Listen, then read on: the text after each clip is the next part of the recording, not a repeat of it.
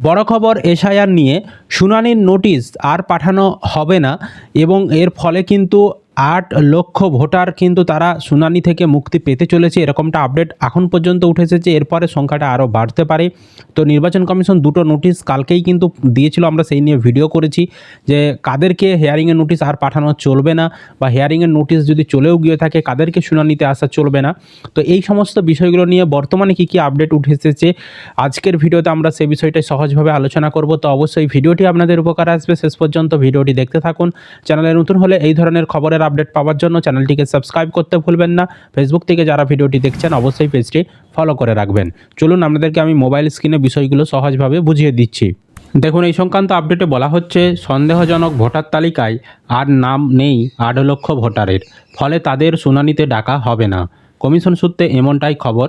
খসড়া তালিকা প্রকাশের পর প্রায় 1,36,00,000 ভোটারকে সন্দেহজনকের তালিকায় রেখেছিল কমিশন। এই সব ভোটারদেরও শুনানির সম্মুখীন হওয়ার কথা ছিল। জানা যাচ্ছে এই তালিকায় থাকা 8 লক্ষ ভোটার যে নথি পেশ করেছিলেন তা ইতিমধ্যেই গ্রহণযোগ্য বলে বিবেচিত হয়েছে, ফলে তাদের আর শুনানির সম্মুখীন হতে হবে না।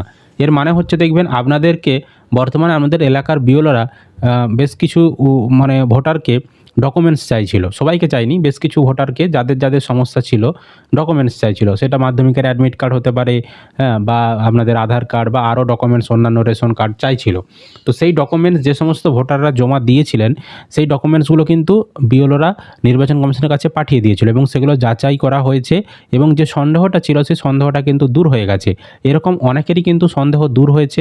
সেই সংখ্যাটা বর্তমান পর্যন্ত বলা হচ্ছে যে 8 লক্ষ ভোটার এরকম তাদের সন্দেহ দূর হয়ে গেছে, তাদেরকে কিন্তু আর হিয়ারিংয়ের জন্য নোটিশ পাঠানো হবে না।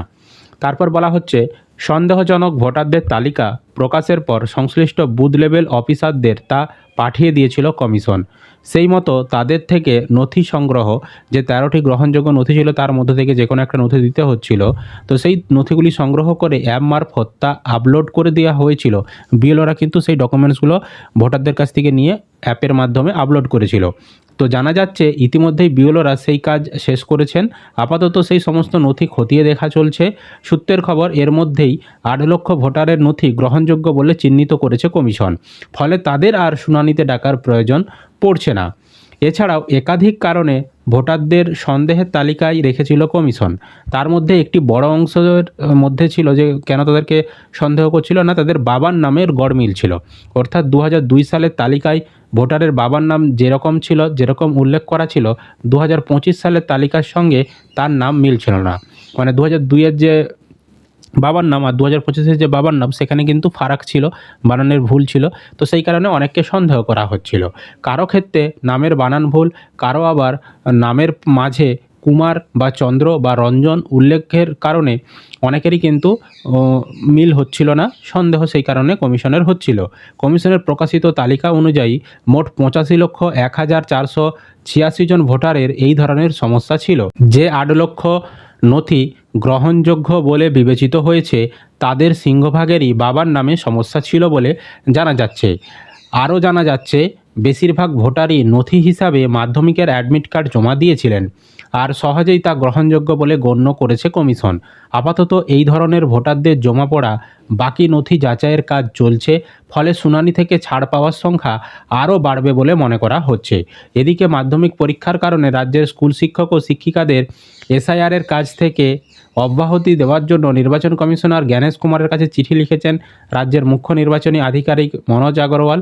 রাজ্যের সব স্কুলের শিক্ষক শিক্ষিকারা বিএলও হিসাবে নিযুক্ত রয়েছেন। পরীক্ষার দিনগুলি যাতে তাদের কমিশনের কাজ থেকে ছাড় দেওয়া হয়, লিখিতভাবে সেই আবেদনও জানানো হয়েছে দিল্লিতে। এছাড়াও কিন্তু নির্বাচন কমিশন যে দুটো নোটিশ দিয়েছে, সেই নোটিশে কি বলেছে দেখুন। তো অনস্ক্রিনে দেখুন একটা নোটিশ আমি দেখাচ্ছি। এটা 27শে ডিসেম্বর প্রকাশ হয়েছে chief office of the chief electoral officer, Kolkata, West Bengal থেকে। তো এখানে যেটা বলা রয়েছে যে আপনার এলাকার যিনি বিএলও রয়েছেন তাকে কিন্তু তাদের যে বুথ, মানে আপনার যে বুথ, সেই বুথে কিন্তু অন্তত 2 ঘন্টা করে বসতে হবে এবং কোনো ভোটার যদি কোনো অভিযোগ নিয়ে আসে সেগুলো শুনতে হবে। কোনো যদি ফর্ম জমা দিতে আসে সেগুলো জমা নিতে হবে বা ফর্ম জমা দিতে সাহায্য করতে হবে। ফর্ম 6, 7, 8 কেউ যদি নতুন ভোটার হিসেবে আবেদন করে, কেউ যদি কারেকশনের জন্য আসে, সেগুলো কিন্তু সাহায্য করতে হবে। ফর্ম দিতে হবে ভোটারদেরকে এবং ফর্ম সংগ্রহ করতে হবে। সেই কথাটা কিন্তু এই নোটিফিকেশনে বলা হয়েছে। এছাড়াও কিন্তু আমি আরেকটা নোটিশ দেখাচ্ছি, দেখুন এই নোটিশটা কিন্তু গুরুত্বপূর্ণ। এই নোটিশটা কিন্তু 29শে ডিসেম্বর প্রকাশ করা হয়েছে office of the chief electoral officer, Kolkata, West Bengal থেকে। তো এই নোটিশে যেটা বলা হচ্ছে যে অনেকের 2002 এর লিস্টে নিজের নাম ছিল বা তাদের আত্মীয়দের নাম ছিল, কিন্তু অনলাইনে বেশ কিছু সার্ভারের সমস্যার জন্য, অ্যাপের কিছু সমস্যার জন্য দেখা যাচ্ছে যে তাদের লিঙ্ক করা যায়নি বিএলও অ্যাপে। সেই কারণে তাদেরকে কিন্তু শুনানির জন্য ডাকা হচ্ছে বা তাদের নামে শুনানির নোটিশ ইস্যু করা হচ্ছে। তো এখানে নোটিশের মাধ্যমে বলা হচ্ছে যাদের নিজেদের নাম 2002 এর লিস্টে ছিল বা তাদের আত্মীয়ের নাম 2002 এর লিস্টে ছিল, তাদের যে আনম্যাপড হয়েছে, মানে তাদের যে লিঙ্ক করানো যায়নি, অথচ তাদেরকে কিন্তু এখন বর্তমানে কোনোভাবেই নোটিশ দেওয়া যাবে না, মানে তাদেরকে হিয়ারিংয়ের জন্য এখন কোনোভাবেই ডাকা যাবে না, সেরকমটা নির্বাচন কমিশন বলেছে। তো নির্বাচন কমিশন তাদেরকে তাদের যে ডকুমেন্টস সেগুলো কিন্তু বিএলওদেরকে আনতে বলেছে, মানে যাদের যাদের এই সমস্যাগুলো হয়েছে বিএলও তাদেরকে ফোন করে ডকুমেন্টস নিচ্ছে, ডকুমেন্টসগুলো আপলোড করা হচ্ছে নির্বাচন কমিশনকে সেই ডকুমেন্টসগুলো পাঠানো হচ্ছে। আর আরেকটা জিনিস বলা হচ্ছে যে যাদের নামে নোটিশ ইস্যু হয়ে গেছে বা বাড়িতে নোটিশ পাঠানো হয়ে গেছে তাদেরকেও যেমন ফোন করে বলা হয় যে আপনাদেরকে হিয়ারিংয়ে আসতে হবে না, হ্যাঁ। আর যদি নোটিশ চলে গিয়েও থাকে তাহলেও আসতে হবে না, বা যদি নোটিশ ইস্যু হয়ে গিয়ে থাকে তাহলে কিন্তু নোটিশগুলো এখন বর্তমানে সংরক্ষণ করে রাখতে বলা হচ্ছে, যেমন তাদেরকে না দেওয়া হয়। মূলত এখন যাদের যাদের নিজেদের নাম 2002 এর লিস্টে ছিল বা আত্মীয়ের নাম 2002 এর লিস্টে ছিল তাদেরকে বলা হয়েছিল যে হিয়ারিংয়ের জন্য ডাকা হবে না, কিন্তু বর্তমানে সিস্টেমের মাধ্যমে যেহেতু তাদের ম্যাপ করানো যায়নি বেশ কিছু ওনাদের অ্যাপের সমস্যার জন্য, তো তাদের নামে নোটিশ ইস্যু হয়ে গেছিলো।